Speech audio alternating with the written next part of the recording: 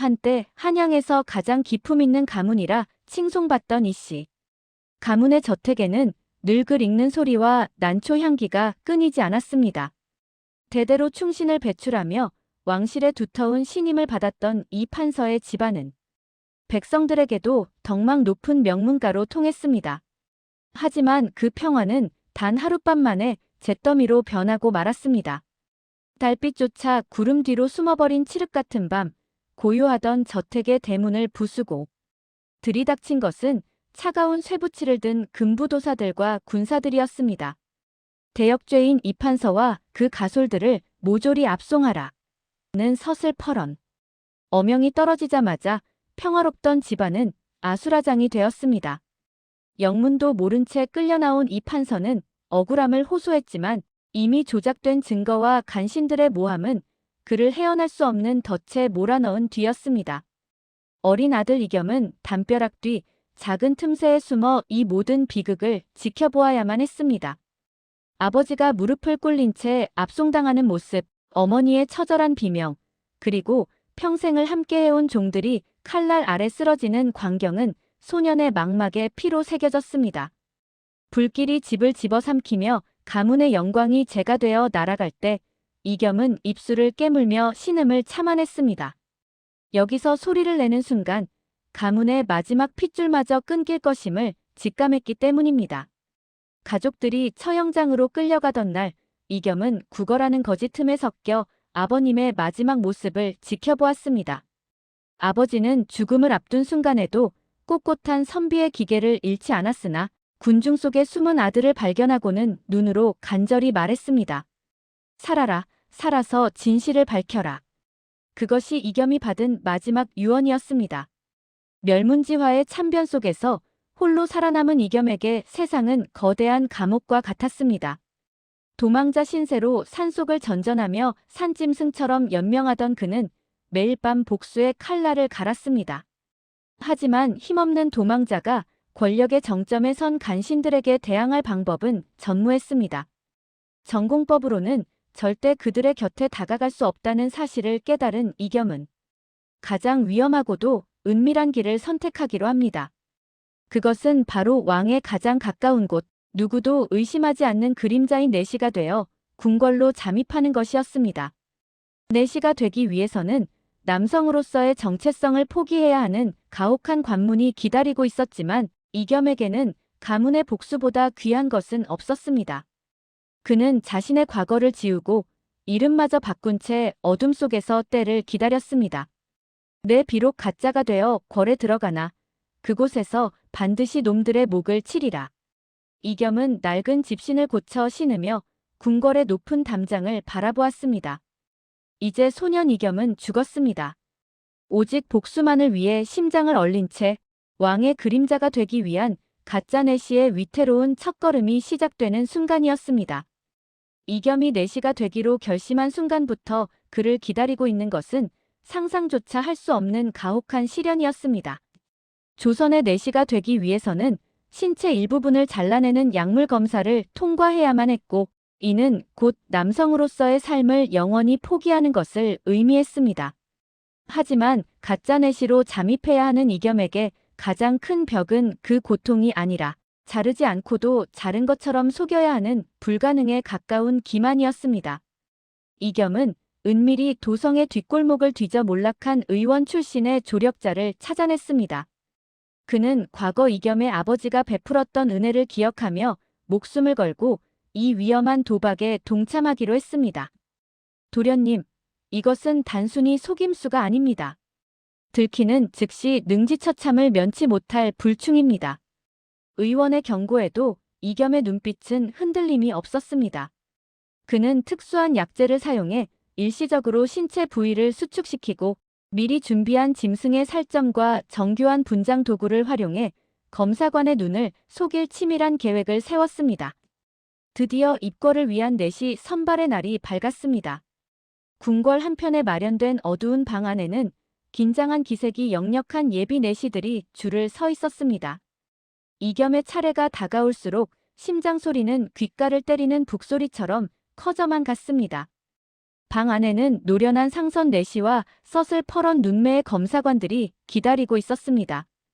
그들은 수십 년간 수많은 내시를 검사해온 베테랑들이었기에 적당한 속임수로는 결코 통과할 수 없는 자리였습니다. 다음, 들어오너라. 차가운 목소리에 이겸은 숨을 죽이며 방 안으로 발을 들이밀었습니다. 방 안은 기묘한 향 냄새와 긴장감이 감돌았습니다. 검사관은 무표정한 얼굴로 이겸에게 하의를 내릴 것을 명했습니다. 이겸은 손끝이 떨리는 것을 필사적으로 억누르며 명령에 따랐습니다. 촛불 하나에 의지한 어두운 방 안이었지만 검사관의 손길이 닿는 순간 모든 것이 끝날 수도 있는 절체절명의 위기였습니다. 검사관은 이겸의 신체를 면밀히 살피기 시작했습니다. 이겸은 미리 발라둔 마취 효과가 있는 약재 덕분에 감각이 무뎌진 상태였지만 식은땀이 등줄기를 타고 흘러내렸습니다. 검사관의 손이 멈추는 찰나 이겸은 입술을 깨물며 고통스러운 표정을 지어 보였습니다. 이는 실제 시술을 받은 자들이 느끼는 후유증을 흉내낸 것이었습니다. 흉터가 깊구나. 고생 꽤나 했겠어. 상선 내시의 무심한 한마디에 이겸은 속으로 안도의 숨을 내쉬었습니다. 의원이 정교하게 만들어 붙인 가짜 흉터와 약재의 효과가 빛을 발하는 순간이었습니다. 하지만 위기는 여기서 끝나지 않았습니다. 검사관 중 한 명이 의구심 가득한 눈초리로 다시 한번 다가와 이겸의 환부를 자세히 들여다보려 했습니다. 그 순간 이겸은 미리 준비한 대로 고통에 겨워 쓰러지는 척하며 상황을 모면했습니다. 결국 깐깐하기로 소문난 검사관들도 이겸의 치밀한 연기와 완벽한 분장에 속아 넘어가고 말았습니다. 합격이다. 이제 너는 왕실의 그림자로 살아야 할 몸이니 과거의 모든 것은 잊거라. 상선 내시의 판결이 내려지자 이겸은 바닥에 머리를 조아렸습니다. 그것은 단순한 감사의 인사가 아니라 이제부터 시작될 목숨을 건 첩보전의 시작을 알리는 의식이었습니다. 이로써 이겸은 조선 역사상 유례없는 가짜 내시가 되어 궁궐의 높은 문턱을 넘었습니다. 그는 이제 이겸이라는 이름을 버리고 왕의 가장 가까운 곳에서 숨죽이며 복수의 기회를 엿보는 그림자가 되었습니다. 남들이 보기엔 비천한 내시의 길이었으나 그에게는 원수들의 목을 베기 위한 가장 날카로운 칼날이 숨겨진 길이었습니다. 내시로서의 첫 발을 내디딘 이겸은 자신을 철저히 낮추며 궁궐의 생리를 익혔습니다. 그는 이름도 성도 버린 채 그저 무명으로 불리며 가장 비천한 청소와 심부름부터 시작했습니다. 하지만 그의 가슴 속에는 몰락한 명문가에서 배운 수준, 높은 학문과 정세에 대한 통찰력이 고스란히 살아있었습니다. 당시 조선의 왕, 성종은 어린 나이에 즉위하여 강력한 대신들의 기에 눌려 있었습니다. 대신들은 사사건건 왕의 정치를 가로막았고 왕은 답답한 마음에 밤잠을 설치기 일쑤였습니다. 어느 깊은 밤 성종은 서재에서 복잡한 상소문을 읽다 지쳐 잠시 뜰을 거닐었습니다. 그때 구석에서 바닥을 쓸던 이겸이 혼잣말처럼 은조린 글귀가 왕의 귀에 머물렀습니다. 뿌리가 깊지 않은 나무는 바람에 흔들리나 바위 틈에 뿌리를 박은 푸른 폭풍에도 꺾이지 않는 법이지요. 왕은 멈춰서서 이겸을 바라보았습니다. 일랏 내시의 입에서 나올 법한 말이 아니었습니다. 방금 내가 한 말의 의미가 무엇이냐? 왕의 물음에 이겸은 당황한 척 엎드렸으나 속으로는 기회가 왔음을 직감했습니다. 소신, 비천한 내시일 뿐이나 임금의 근심이 깊어 보여 감히 입을 놀려 싸웁니다. 대신들의 권세는 바람 같으나 백성의 마음을 얻는 정치는 바위와 같아야 한다는 뜻이었습니다. 이후 성종은 이겸을 자신의 침소 근처에 배치하고 수시로 그를 불러 대화를 나누기 시작했습니다. 이겸은 결코 자신을 드러내지 않으면서도 왕이 당면한 복잡한 정치적 난제들을 고전의 지혜를 빌려 명쾌하게 풀어주었습니다. 복잡한 세금 문제부터 변방의 군사 배치까지 이겸의 조언은 번뜩이는 천재성을 담고 있었습니다. 왕은 이 똑똑하고 충직한 내시에게 점차 마음을 열었습니다. 대신들이 왕을 압박할 때마다 이겸은 뒤에서 그들의 논리를 격파할 비책을 마련해 주었고 성종은 서서히 자신의 목소리를 내기 시작했습니다. 너는 내 내시가 아니라 내보이지 않는 스승이로구나. 왕의 이 한마디는 이겸이 궁궐 내에서 누구도 함부로 건드릴 수 없는 실세로 부상했음을 의미했습니다. 이겸은 이제 왕의 모든 기밀을 다루는 승전내시의 자리에 올랐습니다. 왕의 총애가 깊어질수록 그는 복수의 대상들에게 한 발짝 더 다가갈 수 있게 되었습니다. 겉으로는 왕의 충성스러운 그림자였으나 그의 머릿속은 이미 자신의 가문을 멸문시킨 원수들의 숨통을 조일 거대한 판을 짜고 있었습니다. 왕의 신뢰를 한 몸에 받으며 승전내시의 자리에 오른 이겸에게 궁궐은 더 이상 두려운 공간이 아니었습니다. 오히려 방대한 정보가 모여드는 거대한 거미줄의 중심과 같았습니다. 그는 왕의 곁을 지키며 낮에는 충직한 신하로, 밤에는 가문의 원수를 찾는 집요한 추격자로 변모했습니다. 이겸은 왕에게 올라오는 비밀 상소와 사대부들의 뒷조사 기록을 관리하는 권한을 이용해 과거 가문을 멸문시켰던 조작된 영모 사건의 실타래를 하나씩 풀기 시작했습니다.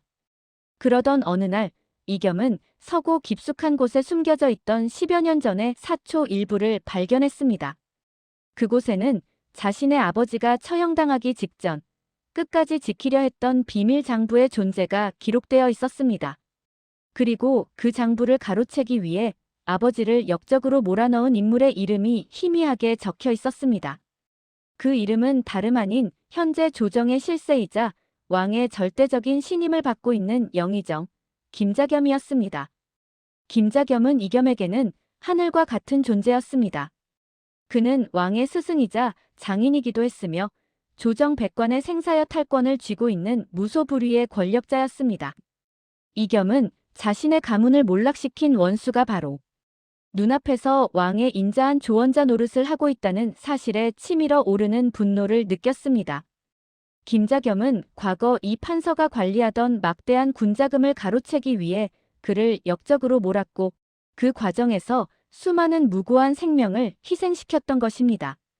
더욱 충격적인 사실은 김자겸이 지금 이 순간에도 왕의 권위를 이용해 청나라와의 밀거래를 주도하며 사리사욕을 채우고 있다는 점이었습니다.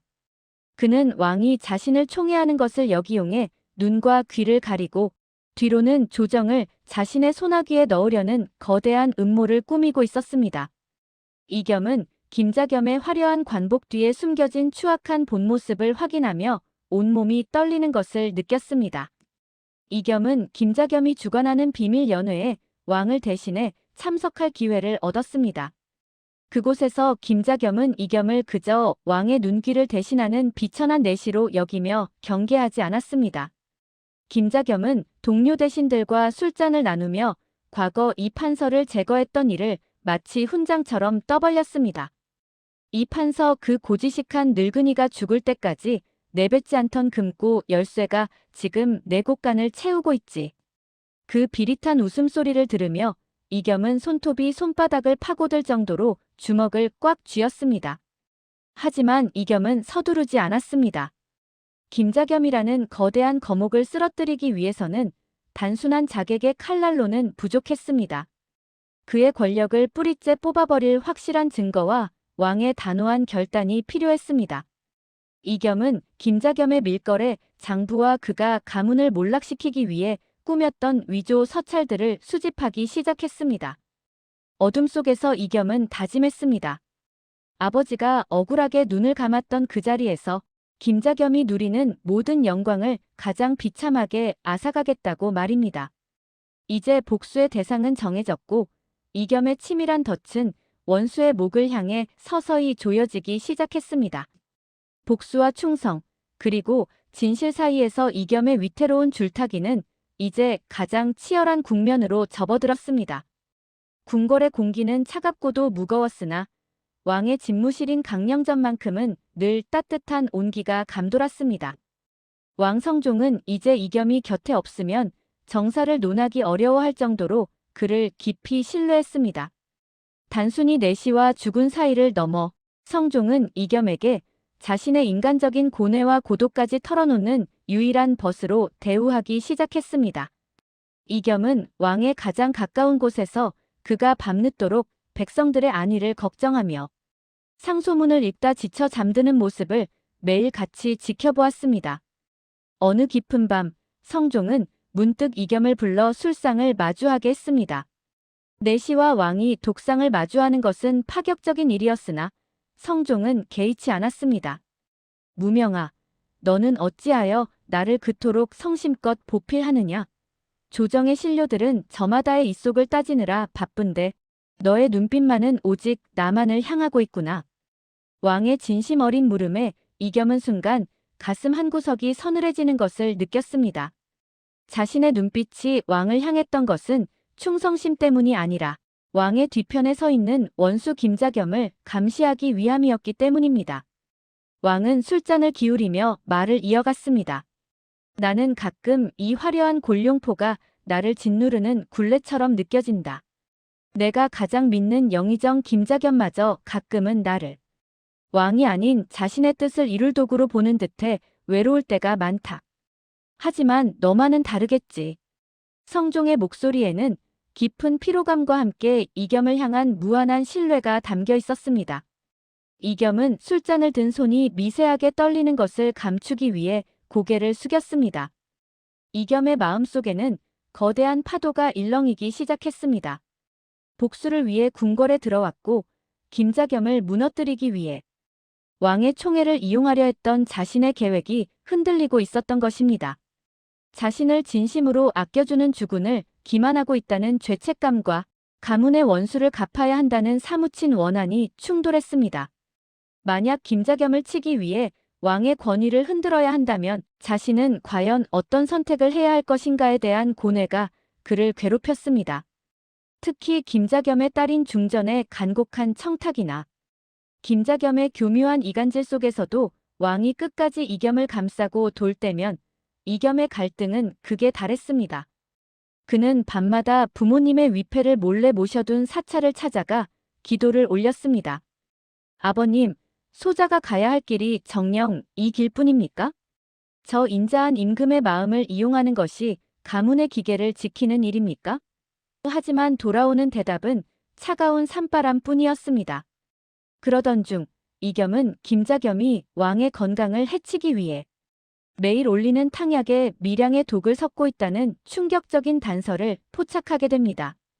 김자겸은 왕을 완전히 허수아비로 만들기 위해 서서히 그의 기력을 갉아먹고 있었던 것입니다.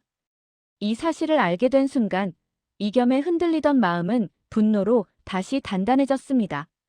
이제 복수는 단순히 가문의 원한을 갚는 것을 넘어 자신을 믿어준 유일한 주군을 지키기 위한 사명이 되었습니다. 이겸은 결심했습니다. 복수와 충성이 더 이상 별개의 문제가 아님을 깨달은 것입니다. 김자겸을 처단하는 것이 곧 왕을 살리는 길이며 가문의 명예를 회복하는 길임을 확신했습니다. 그는 왕의 침소 옆 작은 방으로 돌아와 어둠 속에서 김자겸의 밀거래, 장부와 독약의 증거를 다시금 확인했습니다. 그의 눈빛은 더 이상 갈등하지 않았습니다. 차가운 이성과 뜨거운 복수심이 하나로 합쳐져 거대한 폭풍을 준비하기 시작했습니다. 이겸이 김자겸의 독약 음모를 파헤치며 반격의 기회를 노리는 동안 궁궐의 반대편에서도 거대한 그물이 움직이고 있었습니다. 영의정 김자겸은 결코 만만한 상대가 아니었습니다. 그는 자신의 권력을 위협하는 존재라면 궐 안의 쥐 한 마리조차 용납하지 않는 인물이었습니다. 왕의 총애를 독차지하며 자신의 일거수일투족을 감시하는 듯한 이겸의 존재는 김자겸에게 눈의 가시를 넘어 실질적인 위협으로 다가왔습니다. 김자겸은 은밀히 자신의 신복들을 동원해 이겸의 과거를 뒤지기 시작했습니다. 어디서 굴러먹던 뼈다귀인지 모를 놈이 왕의 곁을 차지하고 있다. 그놈의 뿌리를 찾아내라. 김자겸의 명령에 따라 이겸이 입궐하기 전 머물렀던 사찰과 그와 접촉했던 의원의 행적이 하나둘씩 드러나기 시작했습니다. 이겸이 완벽하게 지웠다고 믿었던 과거의 흔적들이 권력의 집요한 추적 앞에 서서히 그 모습을 드러낸 것입니다. 결정적인 위기는 이겸을 시기하던 다른 내시들의 고발에서 시작되었습니다. 이겸이 밤마다 몰래 무언가를 기록하고 몸을 씻을 때 지나치게 주의를 경계한다는 점을 수상히 여긴 내시들이 김자겸의 수하들에게 정보를 흘린 것이었습니다. 김자겸은 이 기회를 놓치지 않았습니다. 그는 이겸이 사실은 남성을 거세하지 않은 가짜 내시일지도 모른다는 의혹을 제기하며 왕에게 정식으로 재검사를 요청했습니다. 전하, 권례에 정체불명의 자가 드나들며 왕실의 법도를 어지럽히고 있다는 흉흉한 소문이 돌고 있사옵니다. 승전 내시의 결백을 입증하기 위해서라도 다시 한번 신체 검증을 거치게 하옵소서. 김자겸의 서슬 펄언 주장에 성종은 당황했습니다. 이겸을 믿고 있었으나 조정 백관들이 보는 앞에서 제기된 의혹을 무시할 수는 없었습니다. 결국 이겸은 다시 한번 어두운 검사실로 끌려가게 되었습니다.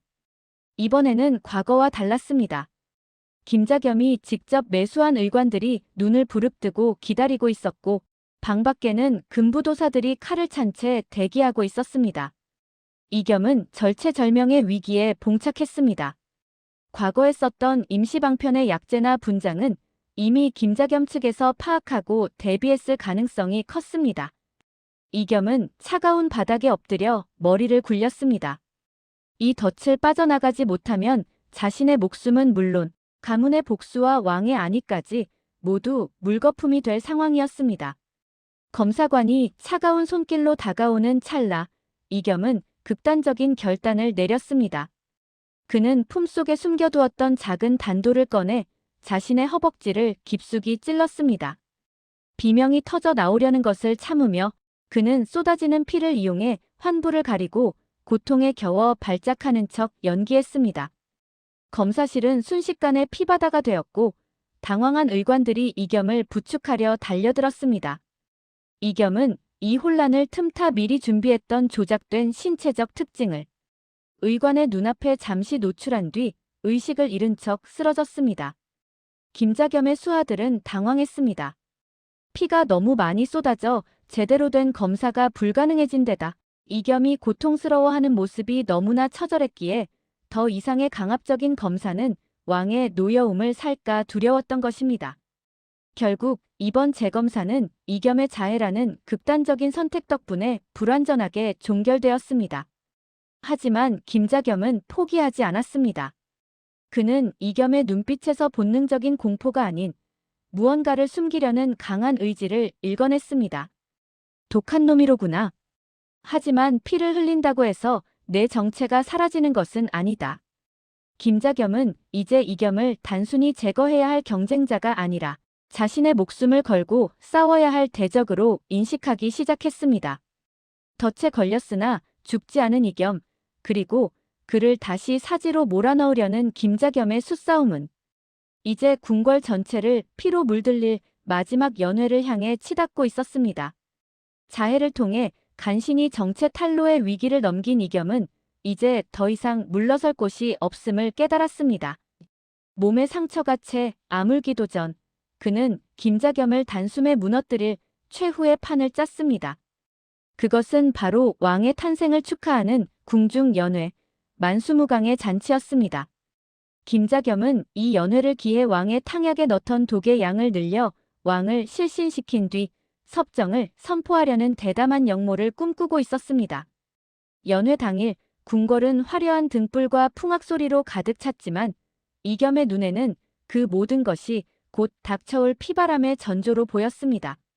이겸은 왕의 곁에서 술을 따르며 김자겸의 움직임을 예의주시했습니다. 김자겸은 승리에 도취한 듯 인자한 미소를 지으며 왕에게 독이 든 특별한 술잔을 권했습니다. 전하, 이 술은 소신이 전하의 만수무강을 위해 변방에서 구한 귀한 약주이옵니다. 부디 한 잔 들어주시옵소서. 성종이 술잔을 입으로 가져가려는 찰나 이겸이 돌연 왕의 팔을 붙잡았습니다. 연회장은 순식간에 정적에 휩싸였습니다. 감히 내시가 왕의 몸에 손을 대고 앞길을 막아서는 것은 그 자체로 죽음을 면치 못할 불충이었습니다. 전하, 이 술은 마실 수 없사옵니다. 이겸의 외침에 김자겸의 안색이 창백하게 질렸다가 이내 분노로 타올랐습니다. 이 미천한 내시놈이 감히 어느 안전이라고. 여봐라. 당장 이놈을 끌어내어 목을 쳐라. 금부도사들이 들이닥치려 하자 이겸은 품속에서 피에 젖은 장부와 서찰 뭉치를 꺼내 왕의 발치에 던졌습니다. 전하, 이 술잔에는 전하의 기력을 갉아먹는 독이 들어있으며 여기 이 장부에는 영의정 김자겸이 청나라와 결탁하여 군자금을 빼돌리고 10여 년 전 이 판서의 가문을 영모로 몰아 멸문시킨 모든 조작 증거가 담겨 있사옵니다. 연회장은 경악에 찬 비명으로 가득 찼습니다. 김자겸은 모함이다. 저놈은 가짜넷이다. 정체를 숨기고 궐에 들어온 역적의 말을 믿으시면 안 됩니다. 라고 절규했습니다. 하지만 성종의 눈빛은 그 어느 때보다 차갑고 명석했습니다. 사실 왕은 이겸의 충성심을 믿고 이미 이겸과 함께 비밀리에 반격을 준비해왔던 것입니다. 왕은 이겸이 던진 장부를 펼쳐보더니 서늘한 목소리로 명했습니다. 이 술을 영의정에게 마시게 하라. 내 말대로 약주라면 마시지 못할 이유가 없지 않느냐. 김자겸은 사르르 떨리는 손으로 술잔을 들었으나 끝내 마시지 못하고 바닥에 떨어뜨렸습니다. 술이 닿은 바닥은 치익 소리를 내며 검게 변했습니다. 증거는 확실했습니다.